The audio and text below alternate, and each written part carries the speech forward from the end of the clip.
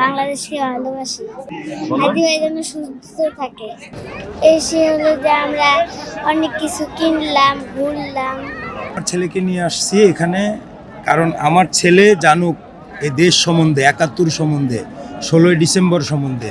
আমি শহীদদের স্মরণে এখানে আসছি এবং আমার ছেলেকেও সেটাই শেখাচ্ছি যে সেও যেন শহীদদের স্মরণ করে, বাংলাদেশকে ভালোবাসে, স্বাধীনতাকে ভালোবাসে এবং স্বাধীনতা সার্বভৌমত্ব রক্ষা করার জন্য আমার ছেলে যেন সদা জাগ্রত থাকে, এই দেশকে রক্ষা করার জন্য যেন বড় হয়ে যেন এই দেশকে রক্ষা করতে পারে, সেইভাবেই সেই সৈনিক হয়ে যেন গড়ে ওঠে। আগামীতে এমন বাংলাদেশেই দেখতে চাই যেন আমি যেমন আমার সন্তানকে নিয়ে আসছি, আমার সন্তান সুস্থ থাক, এই বাংলার সব মায়ের সন্তানরাই সুস্থ থাক, আর যেন কারো কোনো মায়ের বুক খালি না হয়, সেই স্বাধীনতার চেতনা নিয়েই যেন বাংলায় সবাই বাঁচতে পারে।